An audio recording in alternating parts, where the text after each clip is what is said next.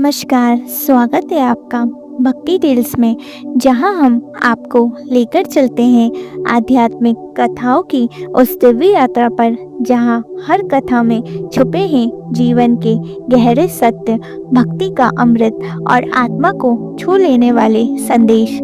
आज की कथा है श्री हनुमान जी की, जिनका जन्म हुआ था सिर्फ भक्ति, सेवा और धर्म की रक्षा के लिए।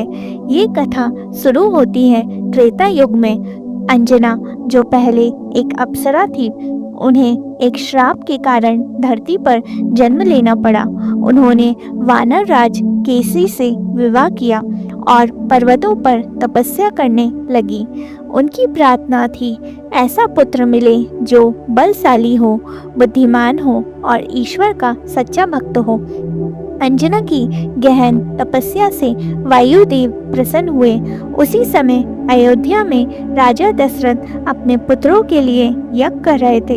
यज्ञ की खीर जो दिव्यता से भरी थी, वायुदेव के माध्यम से अंजना माता तक पहुंची।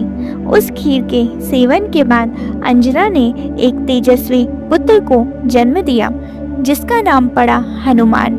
उनका नाम हनुमान इसलिए पड़ा क्योंकि बचपन में इंद्र के दिव्य शस्त्र से उनकी थोड़ी पर चोट लगी थी। हुनु अर्थात थोड़ी और मान अर्थात गौरव, इस कारण उन्हें हनुमान कहा गया। वे वायुपुत्र भी कहलाए क्योंकि उनका जन्म वायुदेव की कृपा से हुआ था। हनुमान जी बचपन से ही असीम ऊर्जा और अद्भुत शक्तियों के स्वामी थे। एक दिन जब वे छोटे थे, उन्होंने आकाश में चमकता हुआ सूर्य देखा। उन्हें वे एक लाल सुनहरा फल जैसा प्रतीत हुआ। बिना कुछ सोचे वे आकाश में उड़ गए और सूर्य को निगल गए। पूरा ब्रह्मांड अंधकार में डूब गया। देवता घबरा उठे। उन्होंने इंद्रदेव से प्रार्थना की कि सूर्य को मुक्त कराया जाए।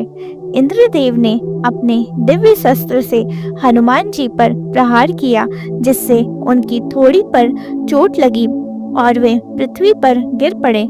हनुमान जी की ये दशा देखकर अंजना माता रोने लगी और उनके पिता वायुदेव अत्यंत क्रोधित हो गए। उन्होंने संपूर्ण संसार में वायु का प्रवाह रोक दिया। सभी देवता भयभीत होकर ब्रह्मा जी के पास पहुँचे और तब सभी देवताओं ने हनुमान जी को वरदान दिए। ब्रह्मा जी ने उन्हें अजय बना दिया। विष्णु जी ने उन्हें अपनी दिव्य कृपा दी। शिव जी ने अपने अंश से शक्ति दी। इंद्रदेव ने उन्हें अपनी गलती का पश्चाताप करते हुए अटल बल का वरदान दिया। सरस्वती माँ ने उन्हें अमोघ वाणी दी। यमराज ने उन्हें दी दीर्घायु और रोग मुक्त जीवन की शक्ति। इस प्रकार हनुमान जी बने अष्ट सिद्धियों और नव निधियों के स्वामी, जिन्हें मृत्यु का भय नहीं और जो सभी कालों में अमर है।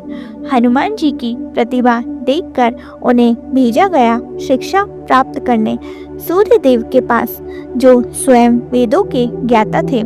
हनुमान जी सूर्य देव के रथ के साथ साथ आकाश में उड़ते हुए ज्ञान प्राप्त करते रहे। उन्होंने वेद, वेदांग, शास्त्र और व्याकरण का गहन अध्ययन किया। उनकी स्मरण शक्ति इतनी तीव्र थी कि जो एक बार सुन लेते वह उन्हें जीवन भर याद रहता। किंतु बाल्यकाल में उनके भीतर चंचलता और बल की अधिकता थी। कभी कभी वे ऋषियों और मुनियों को भी अपनी शरारतों से परेशान कर देते थे। तब एक दिन कुछ ऋषियों ने कहा, जब तक कोई तुम्हें तुम्हारी शक्ति की याद ना दिलाए, तब तक तुम अपनी शक्ति को भूल जाओगे। ये कोई शाप नहीं था, बल्कि एक आंतरिक अनुशासन का वरदान था, ताकि जब आवश्यकता हो तभी हनुमान जी की महाशक्ति प्रकट हो। समय बीता। श्री राम वनवास में थे। सीता माता का हरण हो चुका था और श्री राम उन्हें खोजते हुए ऋषि मुनियों के आश्रमों में पहुँचे। तभी उनकी भेंट हुई हनुमान जी से, जो उसे समय सुग्रीव के सेवक थे। पहली ही भेंट में हनुमान जी को अनुभव हुआ, ये कोई साधारण मनुष्य नहीं, यही मेरे ईश्वर है जिनकी सेवा के लिए मैं जन्मा हूँ। हनुमान जी ने श्री राम की निस्वार्थ सेवा का संकल्प लिया। उन्होंने लंका की यात्रा की, सीता माता का संदेश लाया, समुद्र को लांगा, लंका दहन किया और युद्ध में अमूल्य योगदान दिया। उनकी भक्ति इतनी गहरी थी कि उन्होंने श्री राम को अपने हृदय में स्थान दिया। शाब्दिक नहीं, वास्तविक रूप में। हनुमान जी की कथा केवल धर्म और शक्ति की नहीं, बल्कि विनम्रता, सेवा और समर्पण की अमर मिसाल है। उनका जीवन सिखाता है, शक्ति का अहंकार नहीं, सेवा में उपयोग करो। सच्चा भक्त वही है जो बिना किसी स्वार्थ के प्रभु की सेवा करे। ज्ञान और बल तब तक अधूरा है जब तक वे धर्म के मार्ग पर न चले। हनुमान जी हमें याद दिलाते हैं कि ईश्वर में अटूट विश्वास, निस्वार्थ सेवा और सच्चा समर्पण ही भक्ति का सार है।